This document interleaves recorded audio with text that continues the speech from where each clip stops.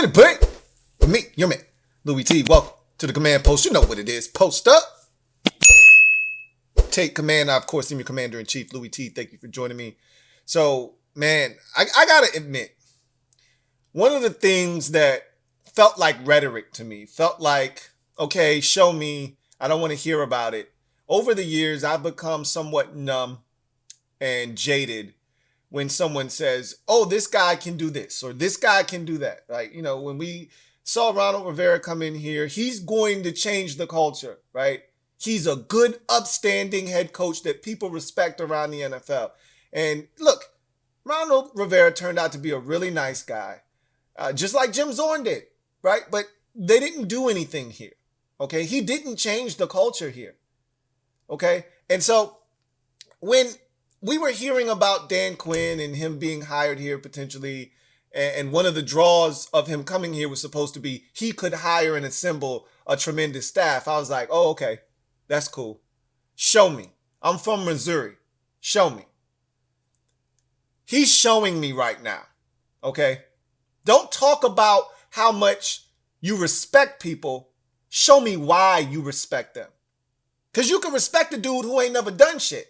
That's fine too, right?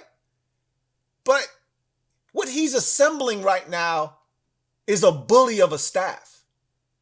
And again, I don't know if what they've done in the past is going to translate here, but I'd much rather have guys who have done it successfully elsewhere, coming with a track record and coming with a reputation that precedes them, than guys who haven't done it at a high level before at all. Remember, I told you that I was really high on Ben Johnson. Why? Because this is the second year in a row he killed it as an offensive coordinator. I told you I'm cool on Bobby Slowick. Why? He had only done it for 1 year. I liked Mike McDonald a lot. Why? Because he had killed it as a defensive coordinator, not once, but twice as a defensive coordinator with the Ravens, 2 years in a row. Show me again, right? Dan Quinn is assembling a staff of teachers, of guys who have done it at a high level for multiple years, not 1 or 2 or 3 years. These guys are teachers for a decade, for 7, 10, years, whatever the case may be. Players, ex-players who were really good at their jobs, ended up becoming coaches and continue to excel. I'm excited about this staff. He's building a bully. Let's walk over and take a look at some of the things that are going on with this team as we make some social media maneuvers. And one of the biggest reasons we're here today is because the Washington Commanders have hired Larry Izzo as their special teams coordinator, per a source. And this is from Ben Standing over at The Athletic, who covers the Washington Commanders on their beat. He writes also, Seattle special teams coordinator since 2018, 3-time Super Bowl champion as a player. He played with the New England Patriots. And he cut his teeth in this league as a core special teamer. So if anybody knows about special teams, it's Larry Izzo, and we'll continue on that note. Grew up in Northern Virginia, Ashburn's Broad Run High School. That's just the extra caveat for people who care if you're from the area or not. That's not something that I really take into consideration. Can you coach or not?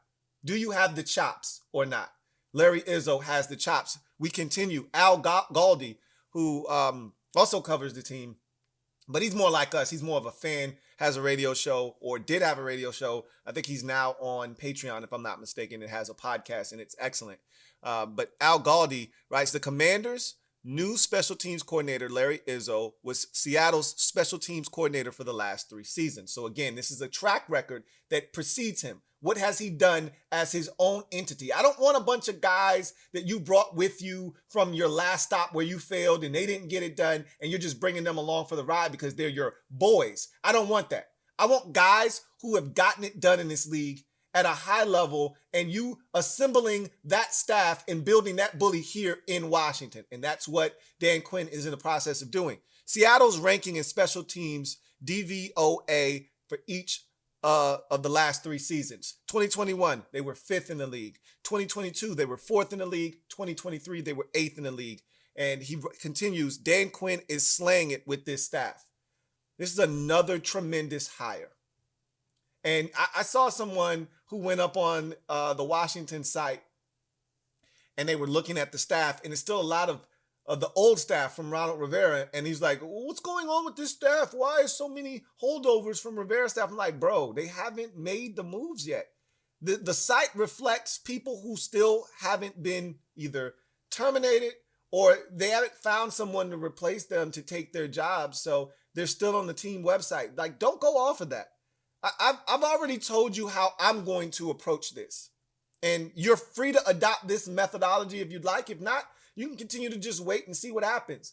But I'm assuming everyone is fired or they've moved on. That's a harsh term. I hate fired, especially when you're just a part of a staff. I'm assuming everyone has been moved on from until you tell me otherwise. Case in point, Tavita Pritchard down at the bottom, Nikki Javala tweeted this out yesterday. So we're going to tie up some loose ends on a couple of topics that you probably are well aware of by now. But again, I wasn't going to do individual videos for this type of news. Once something big like Larry Izzo happened, I'm going to tie up some of the loose ends with some of the other stories that have come out. And this is one of those stories. Tavita Pritchard, we talked about this a little bit last night on the live stream with the Commanders Kings, will stay as the Commanders quarterbacks coach on Dan Quinn's staff per sources. Nikki continues to write in her tweet, Pritchard was highly sought after and turned down other opportunities to stay in Washington, was told he really impressed Quinn and new new offensive coordinator Cliff Kingsbury in his interview. So I'm going to tell you right now, Cliff Kingsbury and Dan Quinn were blown away by Tavita Pritchard. So was I last year. And we didn't hear from him a lot last year. But I remember they were downstairs. I think they were right by the kitchen. I'm not sure. They did this like impromptu interview with him because, sometimes on a Thursday or a Friday, you'll get some random coach. They might give us Nate Kazor, who was the former special teams coach. Obviously, he's being replaced by a guy that's proven to be getting it done in this league, Larry Izzo. But, every now and again, they would throw us Nate Kazor on a Thursday or a Friday. And one of these days, they threw us, to Tavita Pritchard, and he was talking about Sam and his growth and what he was looking for. And I was impressed. I was like, I would love to hear from Tavita some more. He's young. He's a guy that has played the quarterback position, albeit, at the collegiate rank, still another set of eyes that has played the position, so understands what you're looking for from that position. And I was impressed with him, so much so that I was like, I wouldn't mind him being back. I told you there weren't many holdovers that I would be okay with from the last staff. He was one of them, okay?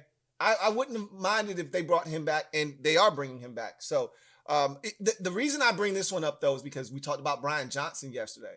And my assumption, and again, you know what happens when you assume things, was that he was going to be the quarterback's coach and the offensive pass game coordinator.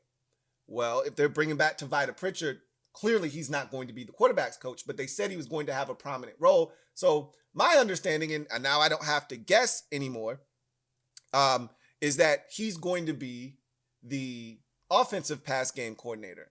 And so you look down at the bottom corner, Jeremy Fowler, I told you he's had a lot of Washington Commanders news that he's broken here over the last week and a half or so. He's been really on it when it comes to the Commanders.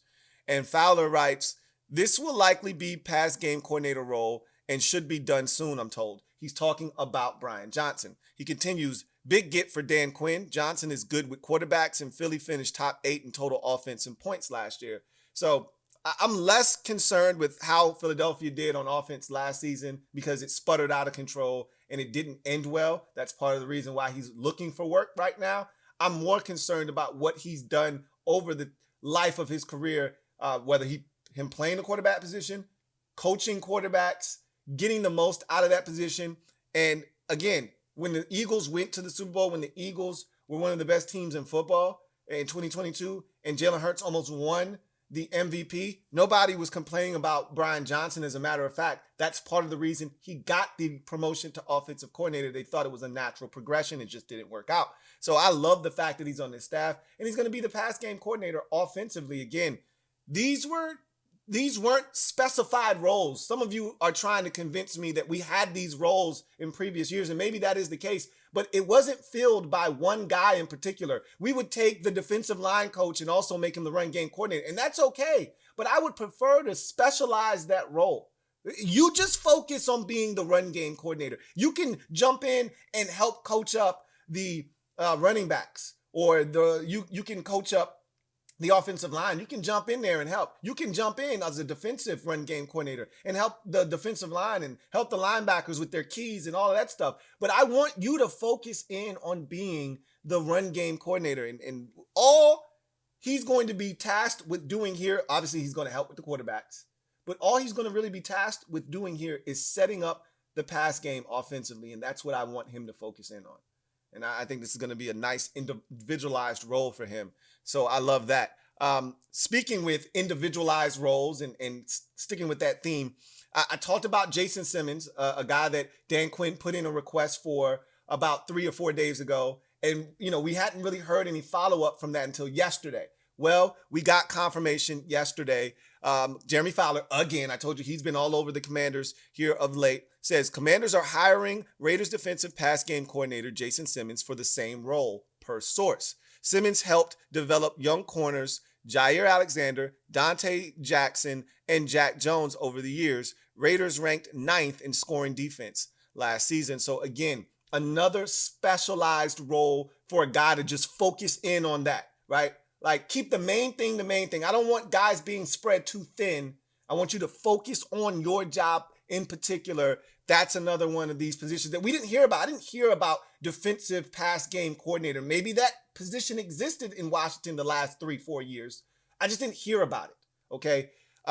That's what he's going to be brought in here to do. And one of the most impressive names on that list, even though all of those names of those guys are really good, Jack Jones, who picked off Patrick Mahomes, picked 6, taunted him on the way to the end zone. Guy was a hothead, got pushed out of New England because he was a little bit undisciplined, not on the field, but off it. And they were able to rein him in. A lot of that was Antonio Pierce, the head coach, because he coached Jack Jones in high school. But still, a guy like Jason Simmons is invaluable in those types of situations as well. And you see that he's another one of these guys that is very knowledgeable, is a teacher, right, can help with these players, and also is going to do a great job, hopefully, of coming in here and helping design defensive pass game, schemes to help Washington be successful on that side of football. Lord knows we need it. We gave up a ton of big plays last year. We were very undisciplined. And these are the types of hires that are going to hopefully minimize the types of big plays that are given up defensively. And I can tell you this right now, the Raiders, they had all kinds of injuries in their secondary last season, and they never blinked, right? They never were one of those woe is me teams. One of my best friends is a Raiders fan. And he would talk to me all the time about all these injuries. What are we going to do? And they were throwing guys out there, and they were still getting it done. Part of that reason was Jason Simmons. Welcome aboard. So I'm loving what's going on here. And then I just got one more little caveat for you guys. Down here, Jeremy Fowler again. Okay, don't kill me. Writes, Cowboys defensive line coach Aiden Durde spoke with the Seahawks about their defensive coordinator role, per source. Durde is also up for Cowboys DC. Now, again, I don't know if he's going to be back with Dallas in a defensive line capacity, which is what the role he's held the last 3 years. But they just hired, Mike Zimmer. Mike Zimmer might have a different guy in mind for defensive line coach. Who knows how much control he's going to get over this staff. They may tell him, you just come in here. We got a staff already. You just come in here and coach the defense. He may come in and say, no, I got some guys that I want to bring in, including a new defensive line coach. Who's to say? But I only bring this up because I told you Aiden Durde is a guy that I really like. We have not hired a new defensive line coach yet. Maybe Dan Quinn is waiting to see how everything shakes out before he makes a move there. Maybe he's going to bring back Ryan Kerrigan. Maybe he's going to bring back Jeff Skanina. I don't know. We'll see, right? At the end of the day, Durde is a guy that is very intriguing to me. Just watch out for that situation. Obviously, they couldn't block a defensive coordinator promotion, but maybe Dallas has no intentions of letting this guy walk. And if he doesn't become their defensive coordinator, they're going to hold on to him. Who knows? He might be feeling a little salty about not getting the DC job and may not want to be there. More likely than not, he'll end up in Dallas, but I just thought I'd throw that out there. Something to keep an eye on as we continue to watch this bully be built in Washington in terms of a staff. So I'm excited about Larry Izzo. This is a guy that I watched as a player. I know what he was capable of as a player. And to see what he was able to then progress as a special teams coordinator. I've watched like clips of Larry Izzo as a special teams coordinator. I've been so impressed. Remember the Patriots were and he was with the Patriots before he got his opportunity with Seattle. And you know how innovative the Patriots have been over the years. I'm excited about him being brought on. I want to see a fake or two. I'm dying to see one of them. I'm not saying, and I don't know if Seattle's done that in the past or not. Special teams was not great for us last year. There may be reasons as to why. We could sit here and debate that back and forth. At the end of the day, it wasn't one of our better years special teams wise last season. I'm looking for an uptick in that production. And I'd like to see us actually be a special teams unit that can do something other than catch the football. We almost had a return for a touchdown last year. You know, that's a positive. We'll see if we can find a guy that can actually be explosive and dynamic back there. But more importantly, stop the other team from getting explosive returns on us. That was something that we struggled with a season ago. Nonetheless, that's going to do it for me, your man Louie T, here on this installment of the Command Post. You know what it is. Post up. Take command. Dan Quinn is building a bully of a staff right now. And I'm enjoying watching it be constructed. We'll continue to keep tabs on what they're doing. But man, I'll be lying to you if I said I wasn't impressed. Let's see what they continue to do as they continue to put this staff together brick by brick, piece by piece. Enjoy your weekend. And I'll be back. We'll talk about what we'll do for the Super Bowl this weekend. We'll do some things for the Super Bowl. If you want to know, tune into the podcast for that information. But until then, you guys enjoy the weekend. See you next time.